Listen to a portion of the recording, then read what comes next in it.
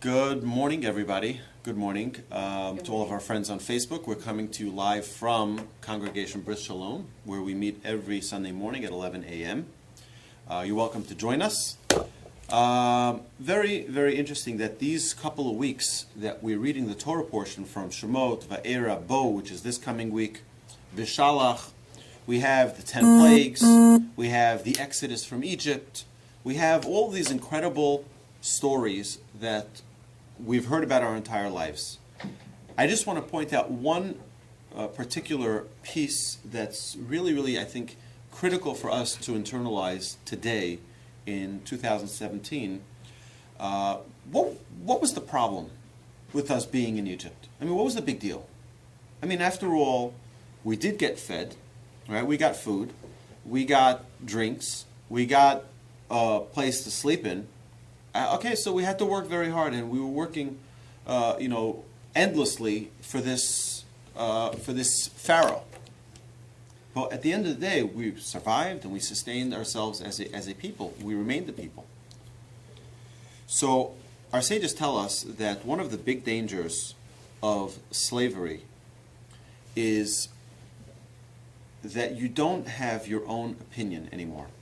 Your opinion doesn't matter. Your wishes don't count. It is whatever your master tells you to do is what you do. And you don't have time to think. You don't have the ability to say, you know what?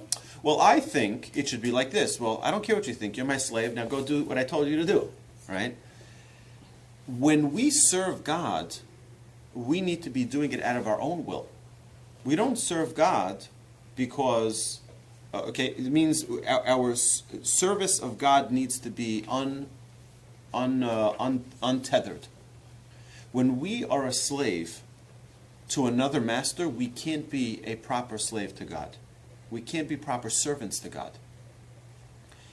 And what we see in our bondage in Egypt is that the Jewish people were unable to serve Hashem the way they wanted to serve Hashem.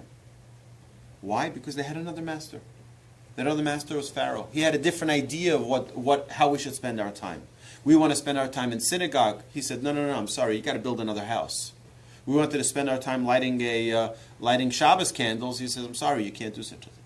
Right? So you don't have the freedom. Freedom means you have the ability to do what you want to do. And in doing what you want to do, spending that time and committing that time to serving God. And that's something the Jewish people could not do in Egypt. And that's what we wanted to be freed of. We wanted to be freed of that bondage where we can't serve God the way we want to serve God. So the question that we need to ask, and how that's relevant to us today, is, are we free today to do the things we really want to do? Are we free today to do the things that we aspire to be as Jews? Or do we have other things that we're enslaved to, i.e., our careers, our cars, our hobbies?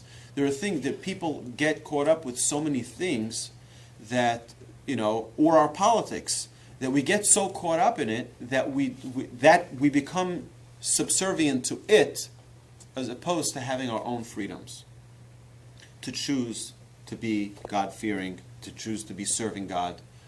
And we need to really analyze in our day-to-day lives whether or not our God is the true God, or our God is something else, our cars, or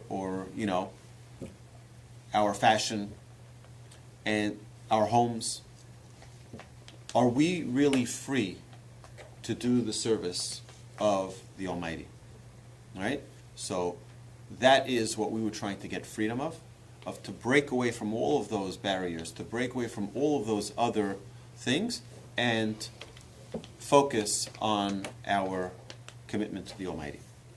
All right? And that's the freedom that we experienced on Pesach.